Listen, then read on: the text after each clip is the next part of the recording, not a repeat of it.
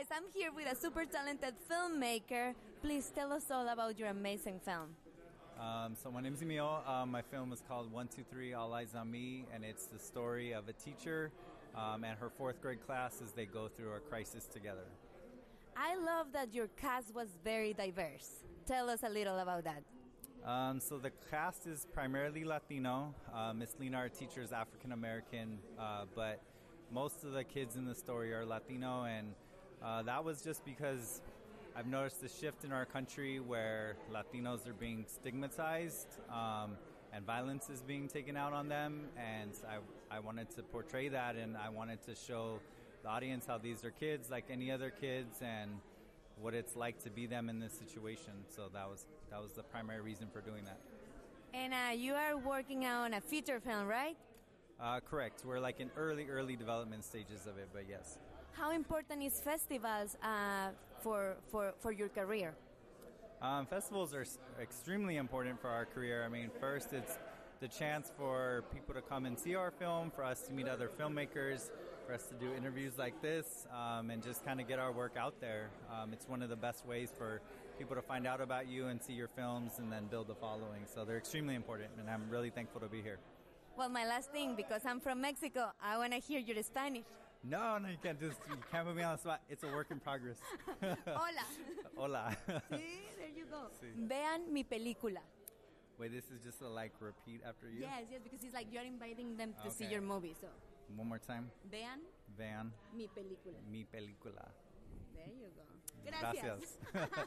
Hello, beautiful. Hello. How are you? I am just fascinated because, guys, this woman is going to win an Oscar. Watch my words. I'm claiming that. So tell us, how important is for an actor to be on a film festival? I think it's very important.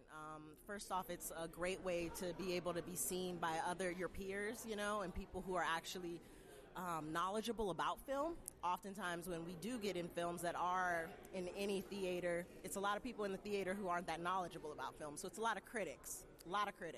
This allows us to get people who are our peers actually watching us, and I think that makes a big difference when you're applauded by your peers.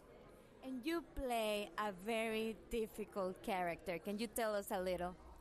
I play a teacher who is involved in a school shooting, and she has to herd her class of 20 students through this awful time, and get them through it. And I think one of the main things for me that I thought was so important about playing this role is that we don't often think about the teachers.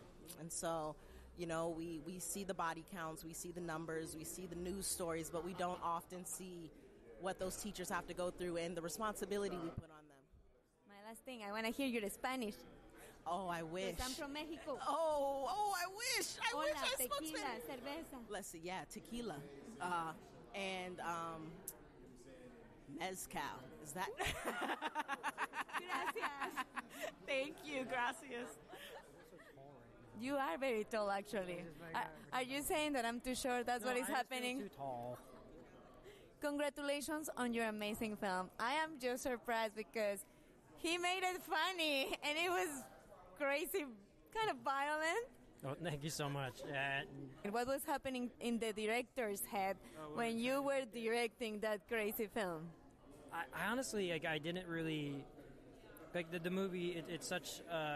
it's a lunatic film, lunatic chase scene, but I spent the entire movie trying to make it feel as honest as possible, and I felt that the ridiculousness of the script and the dialogue, if it was all if I just played it as straight as humanly possible, that the ridiculousness would come, because we were walking a tonal tightrope where if we went too ridiculous, it would just be slapsticky, and that doesn't work. If anything, I was trying to, I don't know, make it's like an obscure reference, but make kind of a funny version of something like No Country for Old Men or Blue Ruin, just because it's about a bunch of inadequate, angry dudes who are pissed at each other, and they're all idiots for the most part. It was amazing, you guys, so you need to keep an eye on him. My last thing is, because I am from Mexico, I want to hear your Spanish. My Spanish? Oh, I can do my Spanish or my Spanish accent? Whatever you want. Okay. So I went to this, one of my favorite impressions to do is Guillermo del Toro, because I saw him do a a Q&A once for 2.5 hours, and it was at the ArcLight, and he was trying to keep a moderator away, so he's like, no, don't worry, it's fine.